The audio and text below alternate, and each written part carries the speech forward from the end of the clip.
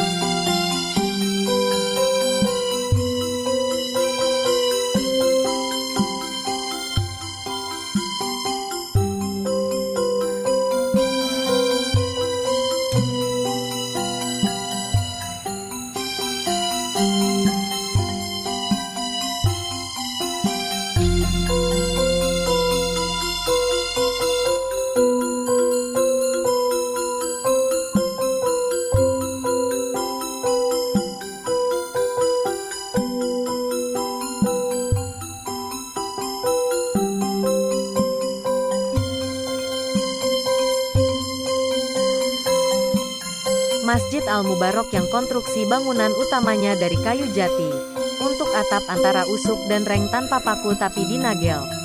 Pada saat pertama kali didirikan atapnya terdiri dari ijuk dan lantainya berupa katel, radukan tanah liat dan kapur.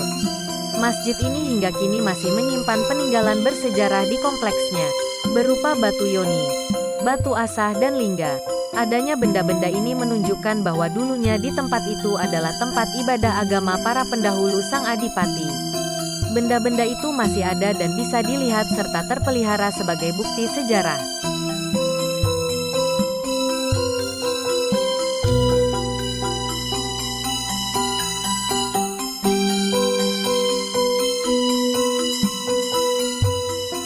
Raden Tumenggung Sosrokusumo atau yang lebih dikenal dengan nama Kanjeng Jimat, merupakan tumenggung dari Kerajaan Mataram Islam, Ngayogyakarta, seorang ulama besar yang turut andil dalam penyebaran agama Islam khususnya di wilayah Kabupaten Nganjuk pada masa Kerajaan Mataram Islam.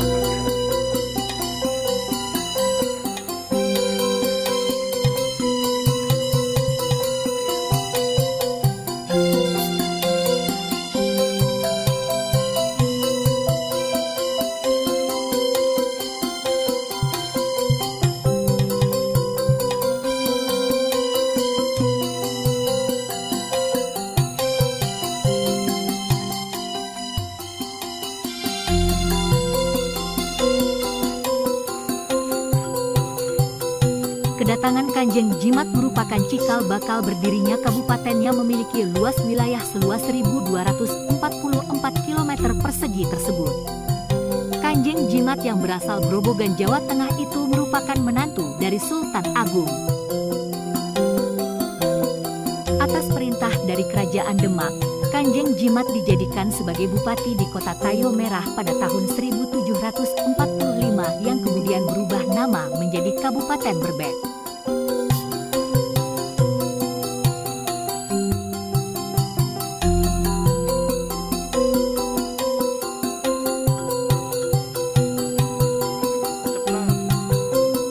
Saat memasuki pintu makam, peziarah akan disuguhkan dua patung macan putih yang tak lain adalah simbol hewan peliharaan Kanjeng Jimat saat melakukan syiar Islam di wilayah Nganjuk.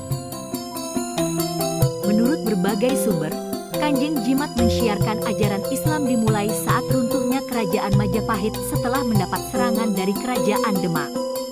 Di mana saat serangan tersebut mengakibatkan beberapa orang penganut Hindu mengasingkan diri hingga ke Kabupaten Nganjuk untuk menyelamatkan diri. Selama perjalanan mensyiarkan Islam di Kabupaten Nganjuk, Kanjeng Jimat menggunakan pendekatan Hindu-Buddha dengan memadukan budaya Islam.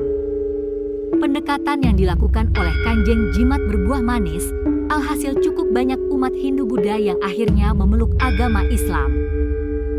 Saat Kanjeng Jimat meninggal pada tahun 1766, beliau dimakamkan berada tepat di sebelah barat Masjid Al-Mubarok di kawasan Desa Kacang, Kecamatan Berbek, Kabupaten Nganjuk, atau kurang lebih sekitar 9 km dari pusat kota Nganjuk.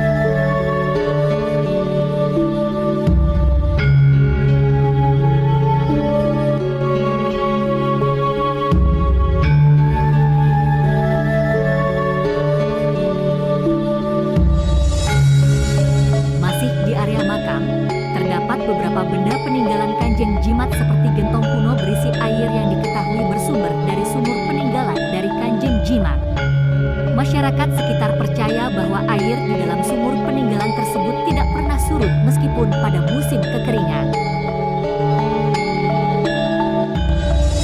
Pintu masuk menuju makam Kanjeng Jimat tersebut tidaklah tinggi, kurang lebih tingginya hanya 2 meter. Hal itu mengandung sebuah pesan bahwa peziarah harus menundukkan kepala saat akan masuk ke dalam area makam Kanjeng Jimat. Di makam Kanjeng Jimat juga diselimuti oleh kelambu berwarna putih dan kuning kurang lebih berukuran 3,4 meter serta diberi kerangka berbahan kayu jati